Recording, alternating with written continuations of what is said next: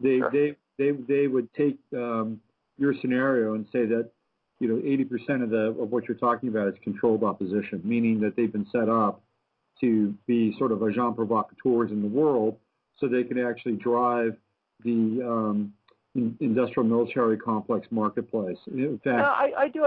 To a certain extent, I kind of agree with that. I mean, certainly when it comes to oil and pipelines and getting geopolitical intrigues to go to your favor so you can get some new territory or minerals or whatever. I mean, I understand that kind of stuff. I'm quite familiar with it. But I think at this point, it's gotten to be so chaotic that those kinds of traditional models really don't work. There may be some who believe they work, but I think that it's gotten to the point where even those who would like to contrive those kind of machinations, the old world paradigm just isn't working as it once had. We live in a real-time world where everything's sort of interconnected. People know about what's happening halfway around the planet as it happens. A very small group of folks can actually create something very terrible just because they feel like they want to do so. Now, are there people from the inside, as it were, who want to use those kinds of groups to suit their own purposes? Yes, there are, of course. But yeah. all I'm trying to suggest to you is that the predictability. In other words, if you're trying to instigate some kind of localized conflict or some kind of war or some kind of event to happen so you can gain the upper hand, you want to have a pretty reasonable assurance that the risk exposure is going to be minimal and you're guaranteed a pretty high percentage of success. In this kind of a format, though, that's a real wild card. There's a 50-50 chance in many cases. And so even those kind of folks on the inside, I think, are not that willing to take a risk as they might once have been. That's just a guess on my part, but that's how I see it. So Charles, how do scientists and researchers really feel about the layperson? I'm sorry, Susan, I couldn't quite hear that. So scientists and researchers, what are their Yeah. feelings towards, quote unquote, the rest of us? How do they really feel about kind of the layperson outside of the scientific world? I think that the general, from all the people I've ever worked with, and this covers a pretty broad range, I think that they want to see a better world, but they also realize that realistically it's a world that's getting overpopulated. That seems to be the number one sort of thought. And let me give you one other slice of this pie, not to get too far in just one tangent, but if you look at economic systems, excuse me, I'm so sorry, I'm battling a cold here. Speaking of biology, my own biology is kind of questionable, but I'll hang in there as long as I can. Excuse me. The basic idea is this, that for an economic system to work, you have to have a certain amount of productivity, got to have a certain amount of employment, you have to have a way to have the majority of your population, 90% or better, actually functioning in that economic engine. What you have now, though, are huge pockets of people sprinkled around the world that have no connection to any of this. They're not part of an economic system. They're not manufacturing anything. They're not doing anything. They're just sort of there. And they have to be supported by the rest of the world that has to keep their existence kind of functioning somehow. And I know that sounds kind of weird, and I don't mean to sound Malthusian. That's not where I'm going at all. But I'm saying as a practical matter, for people to be able to have a quality of life where they're not driven to extreme fanatical beliefs and all that brings, they have to have some way of fitting into the global economic system in some context. That's the real challenge, is that we, today, I mean, if you go to Sri Lanka, for instance, and certain parts of Asia, and, Africa is probably the worst example, but you have these huge populations where there's nothing there. There's no economic system that could even potentially get them into a more productive way that everybody has a fair shot at having a good life. That's the current date now. And if the populations keep growing in certain ways as they are, it could just get much worse. And I mean, to me, it just seems like you have to kind of come with a series of trade-offs. And that's probably the most difficult one that has the biggest sort of moral question mark. Well, coming from a non-scientific perspective, which is what I often do, although I do try to keep up on as much science as possible, not to the degree you do, obviously. But for me, I mean, the real hammer and the nail is the global debt. And, if the people that were really invested in creating a much more platonic world where we can all share in this wonderful experience together, I understand. All they'd really have to do, Charles, is just let go of the debt.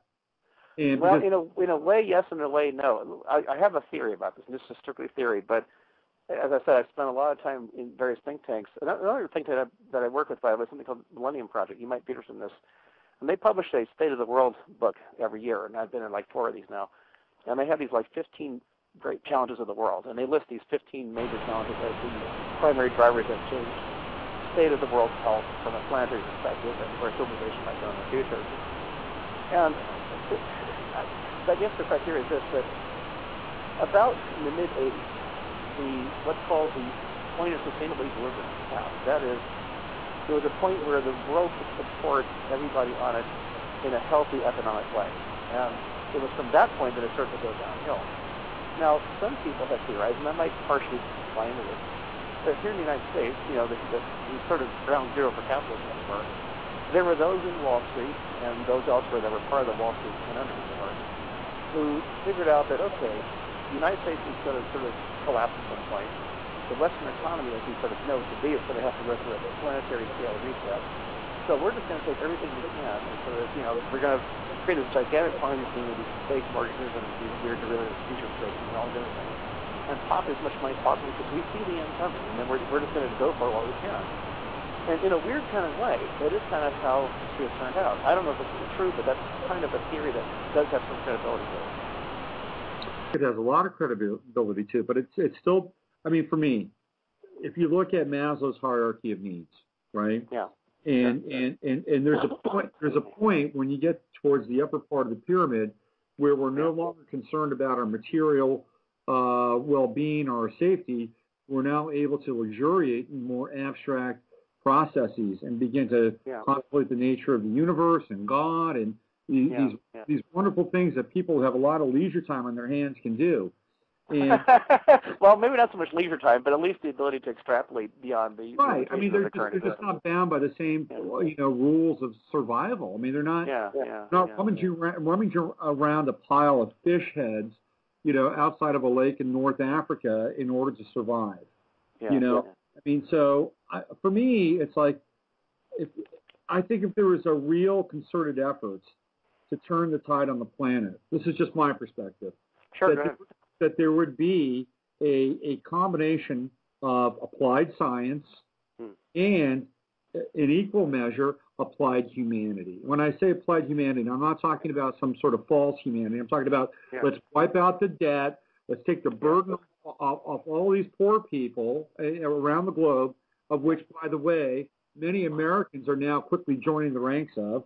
No, I agree with you. I mean, first of all, I had a chance to have a brief bit of a chat with John Perkins, who, of course, wrote the book Conventions of Economic Hitman. A friend of one of my former girlfriends, her sister works for the publishing company that put this guy into print. So, I mean, I had sort of a weird connection to it.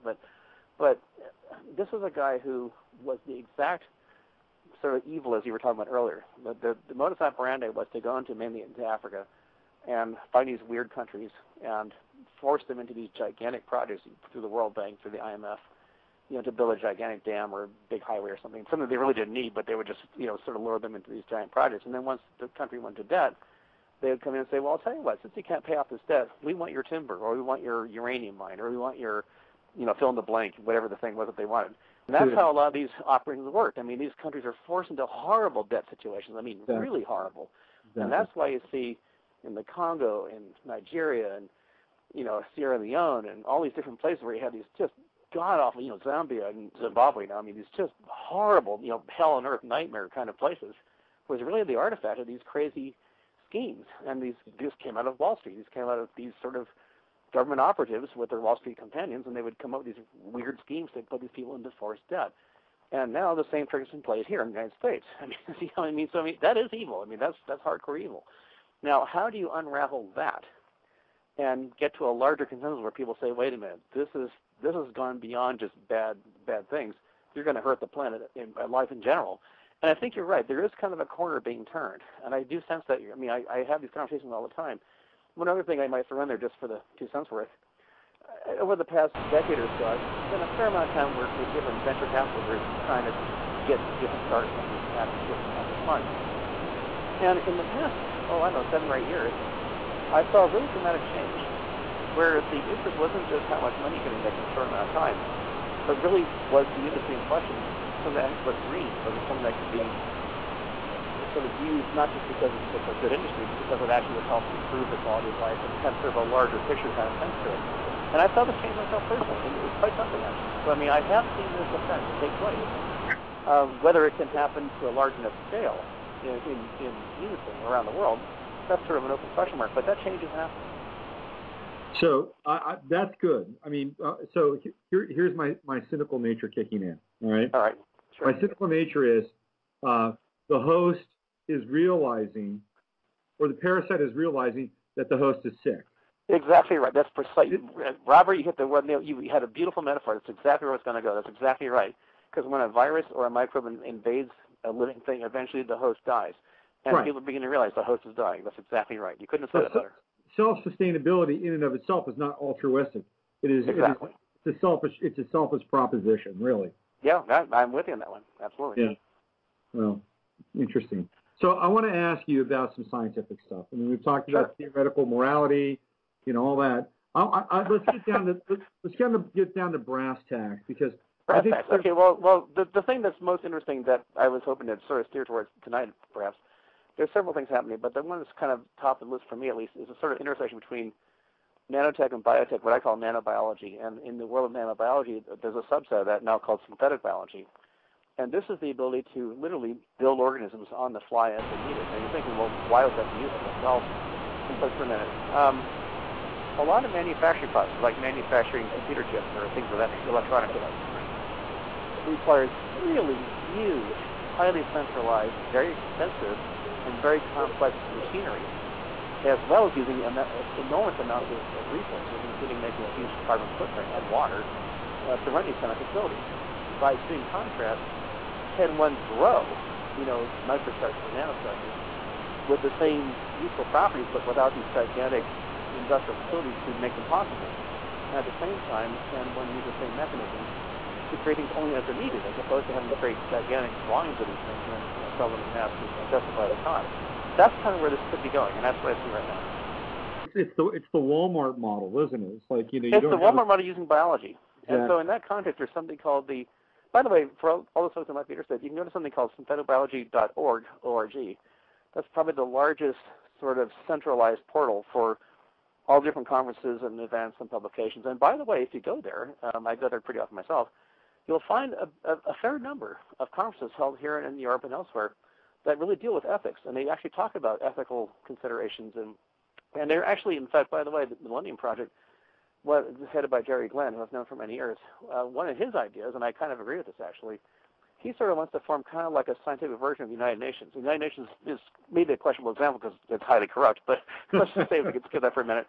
If there was because scientists are not stupid. They tend to be able to see the larger picture. I mean, some scientists, I agree, get caught up with the myopia of trying to win the big prize or trying to get ahead. Academic politics is very, very vicious sometimes. And so sometimes you get so caught up in academic politics, you kind of forget about the larger picture. Sometimes people do bad things because they're not thinking right. But the majority of most scientists I've ever met really do see the larger picture. And they understand that if the organism dies, we all lose. Right. So there is an effort to try to create kind of a scientific version of a United Nations. That is, there would be a global body of authorities in very different disciplines. They would then kind of look at new technologies as they're coming online and say, okay, these are the parameters that should be employed to make this more acceptable. The real trick is to get international trade agreements to match with these sort of scientific protocols. And the wild card here is China, because I don't want to bash China too much, but they're kind of a wild card. They really don't see maybe their sense of ethics is different than ours, but they don't play the same game that we do. Their thing is, we're the new rising power. We don't care what it takes. We're going to get there. We're going to be the new, entity. I mean, the vision is, as you probably well know, in the Asian culture in general, they tend to think in long term. They, 10, 20, even 50-year plans is nothing. That's normal. That's their consistent way of, 5,000 years of history. Calendar. Yeah, definitely. And whereas here in the United States, it's just like quarterly returns and, election cycles. So it's like two extremely different mentalities. So in their context, what they see is, look, even if we have to do a lot of questionable things to get there, we're going to get there, and then maybe later we can take the world to level. For right now, we're on the way up, and so we're going to get there no matter what. And some people have said, well, the United States was like that 50 years ago. So, could there be an argument there? Well, yes, but the problem is that in today's world, we don't have the luxury of being able to be sloppy and messy and cause a lot of damage because the world's not going to be able to tolerate much more damage. It's already pretty damaged as it is. So can we come up with a way to have China to be relatively open and transparent and able to connect to a international body that would establish scientific protocols based on some kind of ethical parameter? That's unknown, and that's where I would say the question could be.